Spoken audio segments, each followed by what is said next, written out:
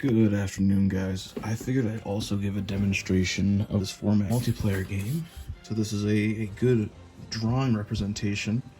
So player one is whoever the dealer is, meaning you are the person in charge of giving each player a card. If it's just you and a player, you just kind of deal one back and forth. And if it's any more than two, it's counterclockwise.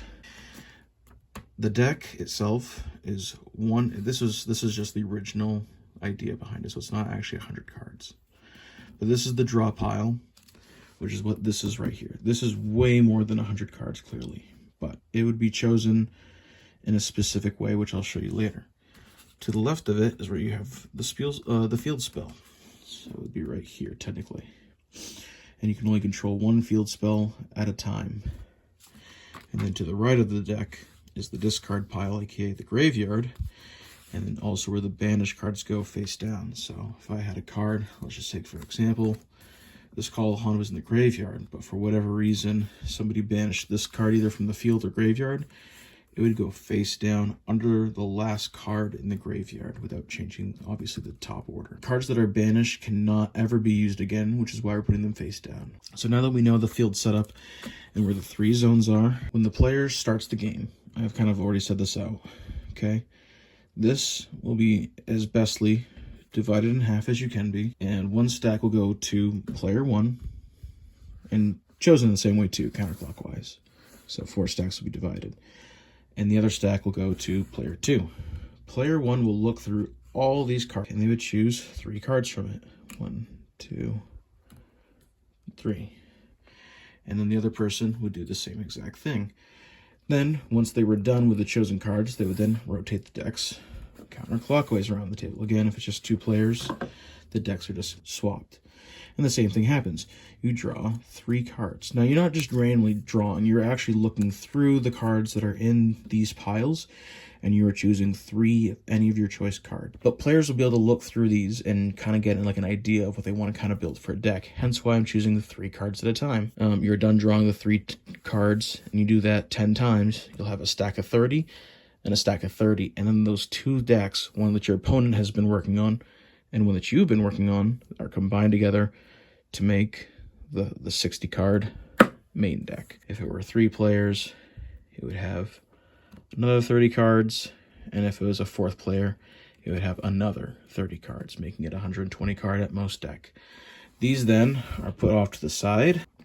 Each player will be dealt in this order, clockwise around the table, 1 card, and goes on so forth until each player has drawn 7 cards. So I'm not going to keep doing that because that's just going to be wasted time. So we're going to draw 7 cards. 1, 2, 3, 4, 5, 6, 7. And then we're going to make player 2 just to test out. 4, 5, 6, 7. So theoretically, they would also be drawing 7 cards and it would be going around the table, much like in this diagram. Okay. Player 1 would be the one who is played first. This is, they are the dealer. And they look through all the cards they have. So we're just going to spread these right out. So we got some pretty good cards. We got some normal monsters to play with. We got some back row removal and some incursion from the graveyard. We got some big monsters too to kind of get through. So it's a pretty good hand. So we have 3 zones to choose from. And then with your trap card, any one of your 3 zones. So much like this, you have 3 monster zones, 3 spell and trap zones. So monsters, when they're summoned, cannot attack an opponent directly out of the 3, but let's say, for example, perfect, they have a monster on their side of the field, you can attack that monster. If something were to enter the graveyard, let's say, for example, my opponent's Soul Tiger hit the graveyard, and I want to activate the effect of Call of the Haunted, okay? I can still summon it because it's technically my graveyard, as well as it being my opponent's graveyard. All right, same with the Banished Zone, same with the Field Spell. The deck is shared by everybody, so when it's your turn, you draw a card. Whoops, so they drew one. And when it's their turn, they draw a card. And when it's my turn, I draw a card, right? Once the deck runs out, whoever has the most life points wins. I will tell you which cards are banned so you know what to expect to be not in the pile. Some cards are just not included, and that's why they're banned, because they're too specific. Blue Eyes Toon Dragon. And that's because you require cards like Toon World. Opponent draws into Toon World, then you can't get rid of it. Second card is cards like ritual monsters that require not the correct ritual, by the way, but require a ritual card to summon a ritual monster. Cards that we even have limited right now is Blue Eyes White Dragon. There is one Blue Eyes White Dragon, again, just because its attack is 3,000. Equip spells are also banned, some of them, if the equipment is too strange or has a weird negate ability. Cards that are board wipey, like any trap hole card. Monster summoning as a trap card. Anything that has, again, 3,000 attack or 3,000 defense. Gravity Bind, for all of you who don't know what to do, it's pretty straightforward if my camera can pick it up. But it says level 4 and higher monsters cannot attack. So these cards are banned specifically because, one, the Foolish Burial sends a monster from your deck to the graveyard. And this allows you to add a level 4 warrior monster from your deck to your hand.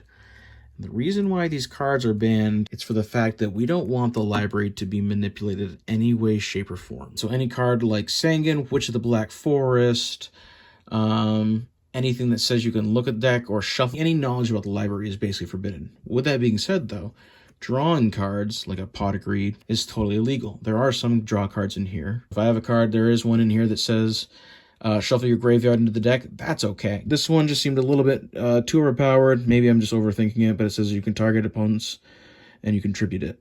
So you're tributing your opponent's monster and you can't conduct your battle phase.